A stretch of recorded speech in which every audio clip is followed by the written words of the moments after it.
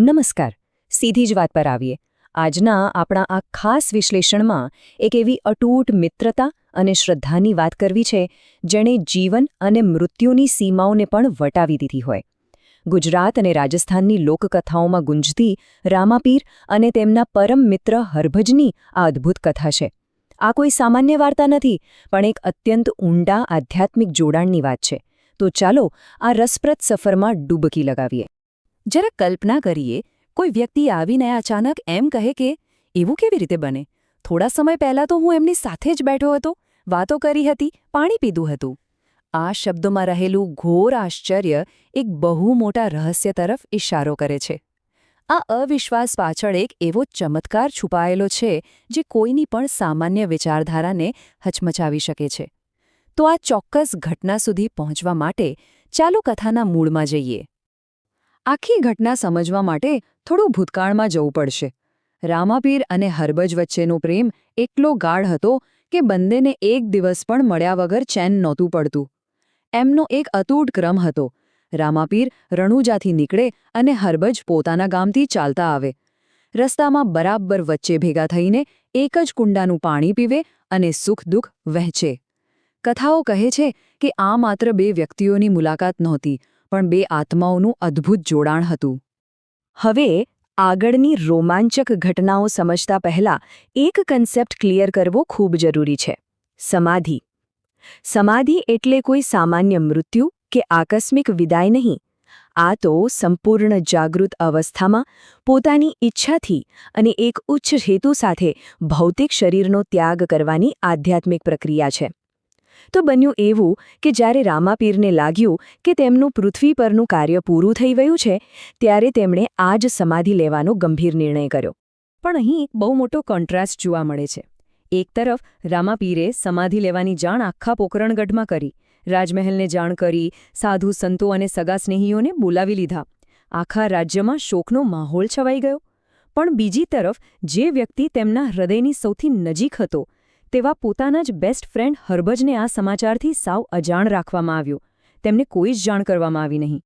હવે સ્વાભાવિક રીતે જ અહીં એક મોટો પ્રશ્ન ઊભો થાય. પોતાની અંતિમ વિદાયની વાત પોતાના સૌથી ખાસ મિત્રથી કેમ છુપાવી? લોકકથા આનું બહુ જ ભાવનાત્મક કારણ આપે છે.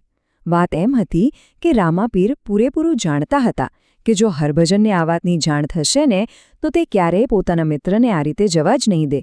તે કોઈ પણ હિસાબે તેમને રોકી લેશે અને સમાધિ લેવા દેશે નહીં. હવે સમયરેખા પર નજર કરીએ. રાજ્યમાં શોકનો માહોલ હતો. સમાધિ માટે જગ્યા તૈયાર થઈ રહી હતી. અને અચાનક એક નવો જ વળાંક આવે છે. રામાપીરની ધાર્મિક બહેન ડાળીબાઈ આગળ આવ્યા અને હકપૂર્વક માંગણી કરી કે ભાઈ, પહેલા સમાધિ તો હું જ લઈશ. કથા મુજબ આ સાંભળીને ત્યાં ઉપસ્થિત સૌ કોઈ આશ્ચર્યચકિત થઈ ગયા અને પછી તો ઘટનાઓ બહુ ઝડપથી આગળ વધવા લાગી. ડાળીબાઈનો આત્મવિશ્વાસ તો જુઓ. જ્યારે રામાપીરે પૂછ્યું કે એની નિશાની શું હશે, ત્યારે તેમણે અત્યંત સચોટતાથી કહ્યું, જ્યાં ખોદકામ કરશો ને ત્યાંથી લોટ અને દોરી નીકળશે, એ જ મારી સમાધિ હશે. આ વાર્તાનો પહેલો મોટો ચમત્કાર હતો. જ્યારે ખરેખર ખોદવામાં આવ્યું ત્યારે સૌના આશ્ચર્ય વચ્ચે બરાબર તે જ જગ્યાએથી લોટ અને દોરી બહાર આવ્યા. અને આ નિશાની મળ્યા બાદ સૌથી પહેલાં ડાળીબાઈએ સમાધિ ગ્રહણ કરી. બહેનની વિદાય બાદ હવે વારો હતો રામાપીરનો. પણ જતા પહેલાં તેમણે પિતા અજમલ રાજાને 3 બહુ જ સ્પષ્ટ સૂચનાઓ આપી. પહેલું, કોઈ પણ સંજોગોમાં તેમની સમાધિ ફરી ન ખોલવામાં આવે. બીજું, અમરકટોરો અને વીર ગેડીઓ પોતાની પાસે સુરક્ષિત રાખવો. અને ત્રીજું, જતાં જતાં પોતાના કુટુંબને એક મોટો આશીર્વાદ આપ્યો કે આજથી કુટુંબમાં ક્યારે પિતાની હયાતીમાં પુત્રનું મૃત્યુ નહીં થાય. રામાપીરના અંતિમ શબ્દો પર ખાસ ધ્યાન આપવા જેવું છે. જો આકાશમાંથી બ્રહ્મા, વિષ્ણુ અને મહેશ પણ આવે તો મારી સમાધિ ફરીથી ખોલશો નહીં. આ કોઈ સામાન્ય વિનંતી ન હતી, પણ એક અત્યંત કડક અને અંતિમ આદેશ હતો. મતલબ કે કોઈ પણ દિવ્ય શક્તિ આવે તો પણ આ નિર્ણય બદલવાનો નહોતો. આટલું કહીને રામાપીરે શાંતિપૂર્વક સમાધિ લીધી અને તેમને માટી તથા ફૂલોથી ઢાંકી દેવામાં આવ્યા. સારું, હવે બીજી બાજુ જોઈએ. હરભજને અંદરથી કંઈક અજુગતું થઈ રહ્યાનો સતત આભાસ થતો હતો. રોજ નિયમિત રીતે અચૂક મળવા આવતા રામાપીર આજે દેખાયા ન હતા. આ બેચેનીમાં જ રસ્તા પર તેમની મુલાકાત એક મુસાફર સાથે થઈ, જે રણુજા તરફથી જ આવી રહ્યો હતો. હરભજે પોતાના મિત્રના સમાચાર જાણવાની આશાએ તે મુસાફરને પૂછપરછ કરી.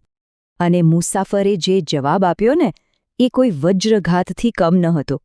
તેણે કહ્યું, તમને ખબર નથી, રામાપીરે તો સમાધિ લઈ લીધી છે. હવે વિચારો, આ સાંભળીને કોઈ પણ મિત્રની હાલત શું થાય? લોકકથા વર્ણવે છે કે હરભજના પગ નીચેથી જમીન સરકી ગઈ, પોતાના કાન પર જરાય વિશ્વાસ ન આવ્યો અને હકીકતનો તાગ મેળવવા તેઓ તરત જ ઘોડી લઈને પોકરણ તરફ દોડી નીકળ્યા. પણ ખરી વાર્તા તો હવે શરૂ થાય છે. રસ્તામાં અત્યંત ઉતાવળે અને ભારે દુઃખમાં જઈ રહેલા હરભજની સામે અચાનક રામાપીર આવીને ઊભા રહી ગયા, એકદમ જીવંત અને મુખ પર એ જ પરિચિત હળવા સ્મિત સાથે.